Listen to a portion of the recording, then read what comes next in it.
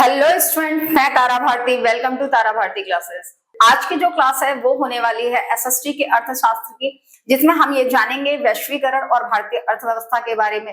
रुकिए, एक बात और भी मैं आपको बता दूं कि अगर आप इकोनॉमिक्स को लेकर अपना प्रोफेशन ज्वाइन करना चाहते हो, यानी कि 11th में जाकर इकोनॉमिक्स को लेना चाहते हो, तो इस क्लास को मिस मत कीजिएगा, जरूर बने रहिएगा, क्योंकि इसमें वो बारीकियां समझाई जाएंगी जिसके आधार पर आप 11th में आने वाले हिस्ट्री, पोल साइंस और इकोनॉमिक्स तीनों को एक साथ हैंडल कर सकते हो। ठीक है, तो आइए अब हम ये देखते हैं, चलते हैं क्लास की ओर और जानते हैं कि वैश्वीकरण तथा अर्थव्यवस्था क्या होती है। यहाँ पर हम भारतीय अर्थव्यवस्था की बातें करने वाले हैं, तो एक एक करके हम टिपिकली यानी वैश्वीकरण क्या है और भारतीय अर्थव्यवस्था क्या है, इन चीजों के बारे में जान लेते हैं।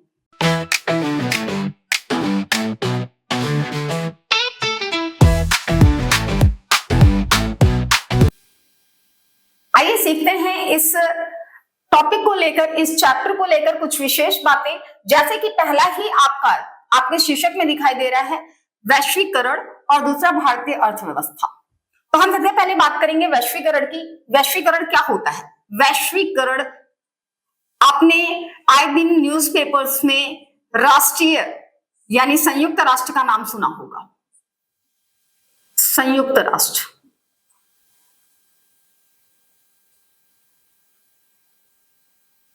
या रिसेंटली आपने यूएनओ का नाम सुना होगा, यानी अंतरराष्ट्रीय संस्था। अगर हम बात करते हैं अपने संपूर्ण विश्व की, तो संपूर्ण विश्व में कई देश हैं जिन्हें एक देश के रूप में इंगित करते हुए और समस्त देशों को राज्यों के रूप में इंगित करते हुए एक संरचना, एक संस्था का निर्माण किया गया है, जो उस संस्था के द्वारा सभी देशों के नेतृत्वकर्ता के आधार पर उनके बीच में कोऑर्डिनेशन किया जाता है, उनके बीच में व्यवस्थाओं को सुव्यवस्थित किया जाता है, सुनियोजित किया जाता है। तो वैश्वीकरण कहने का तात्पर्य ये हुआ कि विश्व के अंतर्गत जितने भी देश हैं वो आपस में अर्थ को लेकर, विचारों को लेकर, संप्रेषण को लेकर या फिर संचार व्यवस्था को लेकर आपस में एक दूसरे से जुड़े रहते हैं, व्यापार करते हैं, आर्थिक संपन्नता लाते हैं। इन चीजों को लेकर हम वैश्वीकरण का आधार चुनते हैं और इसका अध्ययन करते हैं। अगर बात की जाती है वैश्वीकरण में भारतीय अर्थव्यवस्था का क्या योगदान है या फिर भारतीय अर्थव्यवस्था किस प्रकार से मायने रखती है, जैसा मैंने आपको अभी इंट्रो के समय बताया है कि यह चैप्टर आपके लिए बहुत इंपॉर्टेंट है। यदि आप 11th में जाकर इकोनॉमिक्स लेने वाले हो या फिर आप हिस्ट्री या पोल साइंस जैसे सब्जेक्ट को चूज करने वाले हो, तो आपको यह जानना होगा कि प्रथम विश्व युद्ध के बाद यानी फर्स्ट वर्ल्ड वॉर, प्रथम विश्व युद्ध के बाद विश्व युद्ध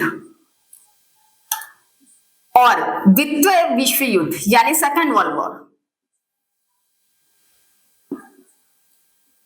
इन दोनों के बीच में एक संस्था का निर्माण किया गया था और वो संस्था संयुक्त राष्ट्र थी। इसका प्रॉपर काम था प्रथम विश्व युद्ध के बाद द्वितीय विश्व युद्ध की संभावना को रोकना। संयुक्त राष्ट्र उसमें पूरी तरीके से सफल नहीं हो पाया और इसके बाद ये कल्पना बनी रही निरंतरता के साथ कि द्वितीय विश्व युद्ध के बाद तृतीय विश्व युद्ध भी होगा। ऐसी कंडीशन में इसको मॉडरेटेड किया गया, यानी कि संयुक्त राष्ट्र संघ को, संयुक्त राष्ट्र का निर्माण जो है वो एक अंतरराष्ट्रीय संस्था के रूप में किया गया और इसे काम दिया गया अंतरराष्ट्रीय संस्था, जिसको हम यूएनओ के नाम से जानते हैं। और इस अंतरराष्ट्रीय संस्था का कार्य था तृतीय विश्व युद्ध की संभावनाओं को रोकना। अकस्मात ही इसमें दो देश सबसे ज्यादा प्रभावशाली थे, एक संयुक्त राज्य अमेरिका और दूसरा सोवियत रूस। सोवियत रूस के विघटन के बाद परिस्थिति बदल गई और तृतीय विश्व युद्ध की संभावना पूरी तरीके से टल गई। ऐसी कंडीशन में अब अंतरराष्ट्रीय संस्था का निर्माण तो किया जा चुका था, तो अब कार्य क्या होगा उसका? अब कार्य ये था कि वो विश्व में जितने भी देश थे, विश्व में जितने भी देश थे, खास करके वो देश जो अंतरराष्ट्रीय संस्था के सदस्य थे, इनमें देशों की संख्या 193 है। 193 देश अंतरराष्ट्रीय संस्था के सदस्य हैं, जिसमें से 5 देश जो हैं वो इसके स्थायी सदस्य हैं और बाकी अन्य जो हैं उनमें से 10 को अस्थायी सदस्यों के तौर पर चुना जाता है, जो हर 2 साल बाद बदल दिए जाते हैं। इनके बीच में व्यापार किस प्रकार से होगा, इनकी आर्थिक व्यवस्था को किस तरीके से सुनियोजित किया जाएगा, इसके लिए कई संस्थाएं खोली गई हैं। जैसे आपने यूनिसेफ, यूनेस्को, WHO ऐसे कई नामों को सुना होगा जो अंतरराष्ट्रीय स्तर पर काम करती हैं और विश्व संगठन का ही एक हिस्सा है। समिति के रूप में, ये संस्थाओं के रूप में इनके साथ कोऑर्डिनेशन करती हैं और काम करती हैं। हम इन्हीं टॉपिक्स के आधार पर वैश्वीकरण को समझेंगे, क्योंकि वैश्वीकरण का कार्य इन 193 देशों के बीच में अर्थव्यवस्था को सुचारू रखना है और कई संस्थाएं इससे जुड़ी होती हैं, जिसमें आपने यूनेस्को, यूनिसेफ, WHO जैसी कई संस्थाओं का नाम सुना होगा। यहाँ पे हम बात करेंगे भारतीय अर्थव्यवस्था की भी। अब यहाँ पे भारतीय अर्थव्यवस्था में हमें कई चीजें देखनी है कि भारत की राष्ट्रीय आमदनी क्या है, या वैश्विक स्तर पर निवेश करने के उपरांत उसको कितना अर्थ प्राप्त होता है वैश्विक स्तर पर। इन चीजों के बीच में कोऑर्डिनेट करना है और इससे रिगार्डेड टॉपिक को समझना है। तो आइए चलते हैं और भी टॉपिक्स को लेकर, लेकिन उसके पहले बहुत सी जानकारियां आपको इस क्लास में मिलने वाली हैं। तो आप इस चैनल को लाइक कर लीजिए, सब्सक्राइब कीजिए और शेयर कीजिए। साथ में आवश्यकता पड़ने पर आप कमेंट भी कीजिए, ताकि हमें पता चले कि हमारी इस तरह की प्रयास से आपको कितनी सफलता मिल रही है, कितना प्रोत्साहन मिल रहा है, या फिर कितनी मदद मिल रही है, ताकि हम भी अपने आप को प्रोत्साहित कर सके इसी तरीके के और लर्निंग वीडियोस के साथ, और लर्निंग क्लासेस के साथ, ताकि आप अपने कार्यों को सहजता पूर्वक कर सकिए। और साथ ही मैं आपको एक बार और रिमाइंडर करवा देती हूँ, वो ये कि अगर आप इस वीडियो को स्टार्ट कर रहे हो तो लास्ट तक देखिए और सभी जानकारियों को सिस्टमैटिक तरीके से एब्जॉर्ब कीजिए। इससे आपको अपने प्रश्नों को हल करने में काफी हद तक मदद मिलेगी। हम आगे के टॉपिक को कंटिन्यू रखते हैं। यहाँ पर वो मुख्य बिंदु हैं जो आपको इस अध्याय में जानना बहुत ज्यादा आवश्यक है। इनके आधार पर ही क्वेश्चन पूछे जाते हैं। हम पहले टॉपिक की बात करते हैं, बहुराष्ट्रीय कंपनियां। बहुराष्ट्रीय कंपनी को इंग्लिश में मल्टीनेशनल ऑर्गेनाइजेशन के नाम से भी जाना जाता है। अब यहाँ पर हम बात करते हैं बहुराष्ट्रीय कंपनियां कहने का तात्पर्य क्या है।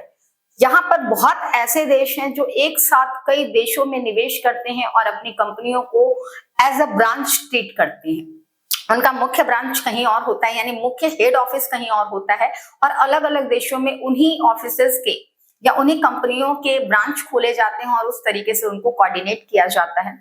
अगला टॉपिक आता है आपका वैश्वीकरण को लेकर। जैसा कि मैंने आपको इंट्रो में भी एक्सप्लेन किया है, ये रिवीजन क्लासेस है, मैं फिर से एक बार आपको इंट्रोड्यूस करा देना चाहती हूँ और ये बताना चाहती हूँ कि वैश्वीकरण के अंतर्गत विश्व के 193 देश आते हैं जो कि अंतरराष्ट्रीय संगठन के सदस्य हैं, और इस अंतरराष्ट्रीय संगठन के सदस्यता के आधार पर उनके बीच में इकोनॉमी की ट्रांसपेरेंसी या कोऑर्डिनेशन को देखा जाता है कि वो किस तरीके से अपनी वित्तीय व्यवस्थाओं को सुचारू रखते हैं या उनमें निवेशित होते हैं और उससे बेनिफिट्स को गेन करते हैं।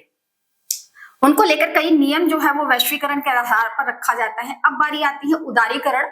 उदारीकरण, जैसा मैंने बताया कि 193 देश आपस में एक दूसरे के साथ व्यापार करने में संलग्न होते हैं, तो उनके लिए परिस्थितियां सहज हो जाएं, इसलिए वो जो भी नियम बनाए जाते हैं उसमें थोड़ा बहुत लचीलापन या फिर परिस्थितियों को देखकर बदलाव करने की संभावना ही उदारीकरण कहलाती है। यानी हर एक देश इस चीज के लिए कैपेबल हो सके कि वो व्यापार में अपने आप को निवेशित कर सके।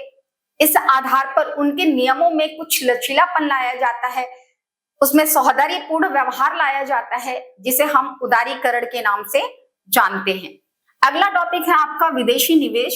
अगर हम बात करते हैं उन कंपनियों की या उन अर्थव्यवस्थाओं की या उन आर्थिक संपन्नताओं की जिनका निवेश जो है वो अन्य देशों में किया जाता है, जैसे कि अगर भारत है, भारत अगर अपने पैसे को इन्वेस्ट या अपनी संस्थाओं के माध्यम से निवेशीकरण अगर किसी दूसरे राष्ट्र में करता है, एज लाइक श्रीलंका हो गया, या फिर किसी आउटर कंट्रीज की, यूरोपियन कंट्रीज की बात किया जाए, तो वहां पर ये निवेश जो है वो विदेशी निवेश कहलाएगा, क्योंकि भारत ये निवेश अपने देश के अंदर नहीं कर रहा है। तो ये था विदेशी निवेश। अब बारी आती है मुक्त व्यापार की। मैं यहाँ पर थोड़ा सा इंटरेस्टिंग टॉपिक करते हुए आपको एक चीज बता रही हूँ कि मुक्त व्यापार जो था वो रूस के विघटन के समय में निकला था, जब द्वितीय विश्व युद्ध की परिस्थिति संभावित घटित होने के बाद तृतीय विश्व युद्ध की संभावना बनी हुई थी। दो बड़े देश थे, एक था आपका अमेरिका और दूसरा था रूस। दोनों ही परिस्थितियां ऐसी थी कि कब विश्व युद्ध छिड़ जाएगा। और दोनों ही देश अपने आप को सर्वशक्तिशाली जाहिर करने के प्रयास में लगे हुए थे। दोनों के पास न्यूक्लियर एनर्जी थी, यानी नाभिकीय ऊर्जा थी, जिसके आधार पर अगर विध्वंस होता तो बहुत विकराल होता। अब ऐसी परिस्थिति में संयम लाने के लिए और अपने आप को विकसित दिखाने के लिए दोनों ही देशों ने अलग अलग नीतियों का इस्तेमाल किया। यानी कि अमेरिका ने पूंजीवाद यानी निजीकरण का, और वहीं पे रूस ने साम्यवाद का इस्तेमाल करना चालू किया और उसने एक नीति निकाली जिसको हम शॉक थेरेपी के नाम से जानते हैं। इस शॉक थेरेपी के अंतर्गत मुक्त व्यापार की प्रणाली अपनाई गई, जिसमें यह बात रखा गया कि कोई भी देश स्वतंत्रतापूर्ण यानी कि बिना किसी हस्तक्षेप के किसी दूसरे देश के साथ इजीली व्यापार कर सकता है। अब चूंकि रूस का तो विघटन हो गया, लेकिन शॉक थेरेपी के अंतर्गत आने वाला मुक्त व्यापार पूरी तरीके से सक्षम हुआ और आज तक हम उस मुक्त व्यापार का इस्तेमाल करते हैं। मुक्त व्यापार का तात्पर्य, जैसा मैंने बताया कि इसकी उपज शॉक थेरेपी के बाद हुई थी, और शॉक थेरेपी के पश्चात रूस का तो विघटन हो गया, और रूस का विघटन हुआ 3 राज्यों में, यानी बेलारूस, रूस और यूक्रेन। इस 3 देशों के नाम से ये विघटित हुआ। अब एक बड़ी शक्ति विध्वंस हो गई, विघटन हो गया। अब पूरे विश्व में सिर्फ एक ही शक्ति बच गई, और जिसे हम यूएसए के नाम से जानते हैं। इतना विघटन होने के बावजूद भी शॉक थेरेपी के पश्चात जो परिणाम स्वरूप निकला वो था मुक्त व्यापार, जो आज भी हमारे इकोनॉमिकली स्टैब्लिशी के लिए सभी देशों के द्वारा इस्तेमाल में लाया जाता है। निजीकरण कहने का तात्पर्य ये होता है कि हम अगर अपने देश के राष्ट्रीय विकास की प्रणाली अपनाते हैं तो निजीकरण उसका एक साक्षात्कार रूप है, जिसमें कि इन नियमों का पालन करने वाला देश यूएसए था, और कई पश्चिमी देश भी थे जिन्होंने, पश्चिमी यूरोपीय देश थे जिन्होंने निजीकरण को अपनाकर अपने देश को औद्योगिक क्रांति के अंतर्गत विकसित किया और बहुत ही अच्छे आधारों पर आर्थिक संपन्न माने जाते हैं। विश्व व्यापार संगठन, जिसको हम WTO यानी वर्ल्ड ट्रेड ऑर्गेनाइजेशन के नाम से जानते हैं। अगर हम बात करते हैं विश्व व्यापार संगठन की, तो ये यूएनओ की ही एक संस्था है जो यूएनओ के द्वारा कोऑर्डिनेटेड की जाती है, उनके द्वारा संचालित की जाती है, और इसके अंतर्गत वे समस्त देश उन नीतियों का पालन करते हैं कब, जब वो व्यापार कर रहे हों या किसी तरह का विदेशी निवेश कर रहे हों। तो कुल मिलाजुलाकर विश्व व्यापार संगठन का प्रॉपर काम विश्व में जितने भी देश अंतरराष्ट्रीय संगठन के सदस्य हैं उनके बीच में व्यापार से संबंधित नियमों का निर्धारण करना, उनका अनुपालन करवाना, और साथ में निवेश को लेकर समस्त चीजों का आंकड़ा रखना, यानी सारे के सारे पेपर वर्क और नियमों का अथॉरिटी जो होती है वो आपके विश्व व्यापार संगठन के पास होती है। अब बारी आती है विश्व बैंक। अगर हम व्यापार करेंगे तो हमें एक ऐसा कोष चाहिए, एक ऐसा इकोनॉमिकली स्टैब्लिशी चाहिए जिसके आधार पर हम किसी भी तरह के जोखिम को उठाने के लिए पूरी तरीके से तैयार हों। जैसे अगर हम किसी भी कार्य को में निवेशित होते हैं, इनकम को गेन करते हैं, तो हमारे यहाँ राष्ट्रीय बैंक या फिर राजकीय या सहकारी बैंकों का निर्माण होता है, या उनको हम स्टेबल करवाते हैं ताकि किसी भी अच्छी या बुरी परिस्थिति में हम उसका इस्तेमाल कर सके। अगर कोई भी इंसान बिजनेस कर रहा है, व्यापार कर रहा है, तो उस व्यापार को स्टेबल कराने के लिए उसे पैसे की आवश्यकता होती है, यानी कि मनी की रिक्वायरमेंट होती है। तो वैश्विक स्तर पर इस मनी को, इस अर्थ को व्यवस्थित करने का काम विश्व बैंक के द्वारा किया जाता है। और आपने अगर कभी भी बैंक को अटेंड किया है, यानी बैंक में गए हो और बैंक से संबंधित कार्यों का संपादन किया है, तो आपको पता होगा कि वहां पे 2 तरह के जो है वो अकाउंट चलते हैं, जिसे हम सेविंग अकाउंट या करेंट अकाउंट के नाम से जानते हैं। यहाँ पर विश्व संगठन के अंतर्गत जो विश्व बैंक आता है उसमें भी 2 तरह की खाते चलते हैं। पहला होता है चालू खाता और दूसरा होता है पूंजी खाता। पहला चालू खाता जो है वो उसमें आपके एक वित्तीय वर्ष के अंतर्गत, एक वित्तीय वर्ष कहने का मतलब 1 साल के अंतर्गत आपकी जो भी इनकम है उसकी पूरी तरीके से उसका कोऑर्डिनेशन या उसका डेबिट एंड क्रेडिट को इंक्लूड किया जाता है। वहीं पे अगर हम पूंजी खाता की बात करते हैं, तो अगर आपको किसी भी परिस्थिति में अधिक से अधिक अर्थ की आवश्यकता है, मुद्रा की या वित्तीय सहायता की आवश्यकता है, तो उसे प्रोवाइड कराना और आपके बिजनेस के मार्केट वैल्यू के हिसाब से उसकी रकम को डिसाइड करना और आपको लोनिंग प्रोवाइड करना, ये कार्य जो होता है वो पूंजी खाता के अनुसार होता है। ये व्यापारिक आधार पर बनाया जाता है। अब बात आती है निर्यात कोटा। निर्यात कोटा कहने का मतलब ये एक तरह का आरक्षण होता है जो कि किसी भी विशेष देश के उत्पादकता को देखकर दिया जाता है। अगर कोई भी देश टेक्नोलॉजिकली या किसी विशेष दिशा में अच्छा प्रयास कर रहा है या फिर उसका उत्पादन क्षेत्र ज्यादा है तो वो पूरी तरीके से आरक्षित हो जाता है कि आपको ये व्यापार किन क्षेत्रों में करना है या फिर आप ही इस व्यापार को करने के लिए संपूर्ण रूप से प्रभुत्व संपन्न हो, ये निर्धारित करने का काम निर्यात कोटा के द्वारा किया जाता है। जैसे कि अगर हम भारत की बात करते हैं तो भारत चीनी उत्पादक में दूसरा देश है। लौह उत्पादक की बात की जाए तो वो एक अच्छा निर्यातक देश है। तो और वहीं पे भारत जो है वो बड़ी मात्रा में आयातित करता है क्या, पेट्रोलियम, नेचुरल गैसेस। तो ये सारी चीजें जो है वो निर्यात कोटा के अंतर्गत आती हैं कि कौन सा देश किस देश को निर्यातित करेगा और किसके द्वारा आयातित किया जाएगा। अगली बारी आती है आपके सेज को लेकर, जो कि सोशल इकोनॉमिकल जोन है। सोशल इकोनॉमिकल जोन कहने का तात्पर्य यह है कि किसी भी अर्थव्यवस्था को डिसाइड करने के पहले आपकी एक मार्केट वैल्यू रखी जाती है कि आप ट्रांजैक्शन, जैसे आपके अकाउंट में होता है कि आप कितना ट्रांजैक्शन कर सकते हो और कितना नहीं कर सकते हो, तो यहाँ पर भी कंपनियों और देशों की अर्थव्यवस्था के हिसाब से उनका एक जोनल लेवल रखा जाता है कि आप कितने का निवेश कर सकते हो, कितने का निवेश नहीं कर सकते हो, या फिर आप किन किन चीजों में निवेश कर सकते हो, किन किन चीजों में कोऑर्डिनेशन ला सकते हो। ये सारी चीजें हम सेज के द्वारा निर्धारित करते हैं। और इसके साथ ही लचीलापन देखा जाता है कि हर एक व्यक्ति जो व्यापार करना चाहता है तो उसको कुछ फैसिलिटीज प्रोवाइड की जाती है जिसे हम फ्लेक्सिबिलिटी कहते हैं। जैसे अगर कोई भी व्यापार करना चाहता है, बैंक के द्वारा उसे लोन चाहिए, तो कुछ सहायता के स्वरूप में कुछ ऐसी व्यवस्थाएं जिसमें लचीलापन हो सकता है, जिसमें बदलाव लाए जा सकते हैं नियमों में, परिस्थिति के अनुसार जो है वो चेंजेस लाए जा सकते हैं, इसको हम लचीलापन कहते हैं। इसी के साथ ये जो आपका चैप्टर है वैश्वीकरण तथा भारतीय अर्थव्यवस्था, आपके सीबीएसई बोर्ड के एग्जामिनेशन में सबसे इंपॉर्टेंट चैप्टर होने वाला है। इससे ढेर सारे क्वेश्चन पूछे जाते हैं। मैंने यहाँ पर आपको ढेर सारी जानकारियां दी। यहाँ पर डेफिनेशनल बेस्ड क्वेश्चन होते हैं, केस स्टडी बेस्ड। मैं आपको बता देती हूँ, परिभाषा पर आधारित प्रश्न होंगे, परिभाषा आधारित प्रश्न,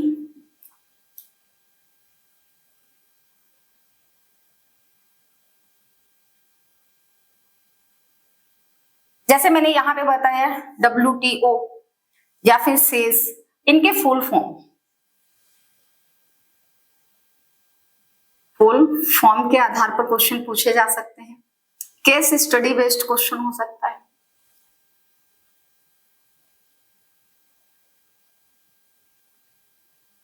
क्वेश्चन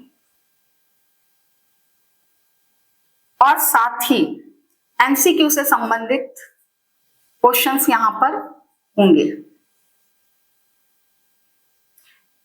मैंने जब आपको वेटेज बताई थी तो उसमें मैंने 20 मार्क्स जो था वो आपको इकोनॉमिक्स को भी बताया था कि इकोनॉमिक्स में भी आपका लगभग 20 मार्क्स से क्वेश्चंस, जिसमें से 3 मार्क्स के जो क्वेश्चन होते हैं वो मैपिंग को लेकर होते हैं। तो ये मैपिंग आपके यहां से पूछा जा सकता है, वैश्वीकरण तथा भारतीय अर्थव्यवस्था। और इसी के साथ मैं एक बार आपको रिमाइंडर करवाना चाहूंगी कि आपने अभी तक अगर इस चैनल को लाइक, सब्सक्राइब और शेयर नहीं किया है तो इसे कर लीजिए, क्योंकि ऐसी बहुत सी जानकारियां आपको इस तरह के क्लासेस में दी जाने वाली हैं। अभी आने वाला जो पेपर है उसमें हिंदी और संस्कृत के पेपर रुके हुए हैं। साथ ही उसके बाद का जो पेपर है वो SST का है, और SST अपने आप में बहुत ही इंटरेस्टेड सब्जेक्ट के साथ साथ नंबर गेनिंग सब्जेक्ट है। अगर हम उसे सही तरीके से टॉपिक को एक्सप्लेन करें और टॉपिक के बारीकियों को समझें तो आशा है आपको इससे बहुत सारी चीजें सीखने को मिली होंगी, जानने को मिली होंगी, और आप इसके संबंधित जानकारियों के आधार पर ढेर सारे क्वेश्चन जो कि आपके चैप्टर्स के अकॉर्डिंग पूछे जाने हैं आपके क्वेश्चन पेपर में, आप बहुत ही इजीली अटेम्प्ट करोगे। इसके साथ मैं आपकी मेंटोर, आपकी टीचर तारा भारती, धन्यवाद।